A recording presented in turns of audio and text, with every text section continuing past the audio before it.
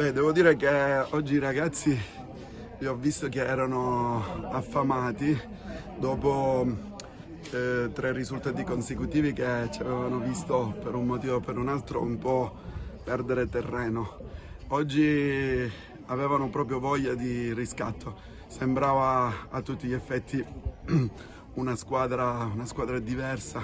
Se dovessi scegliere il migliore in campo avrei difficoltà perché tutti e 11 hanno dato il meglio di se stessi. Poi la cosa più bella di oggi è che finalmente siamo riusciti a sbloccarci facendo dei gol su azione, cosa che ultimamente avevamo avuto difficoltà, arriviamo, costruiamo, creiamo tante occasioni ma poi non trasformavamo. Quindi che dire, tutto bene. Oggi ci meritiamo un applauso.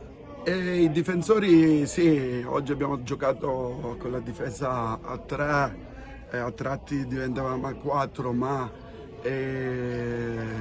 concentrazione massima, siamo riusciti anche a gestire momenti di tensione senza reagire, anche subendo qualche fallo pesante, ma è questo, se bisogna portare a termine la partita bisogna essere concentrati fino al fischio finale, perché a volte magari capita che tra il passaggio tra il primo e il secondo tempo a volte è devastante a livello psicologico.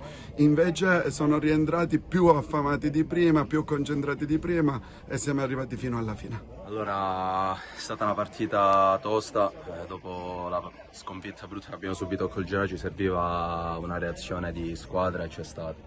Sono felicissimo per essermi sbloccato perché ho vissuto un periodo difficile tra infortuni l'anno scorso e sono stato fermo, il Covid.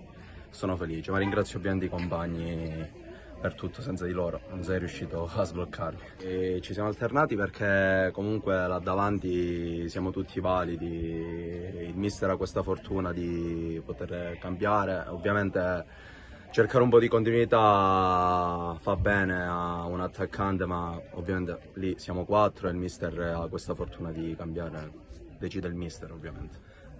Sì, la sosta forse stavamo per rientrare, però ovviamente il campionato si ferma, accettiamo ora mercoledì, siamo in coppa, cercheremo di ribaltare il risultato dell'andata e si vedrà.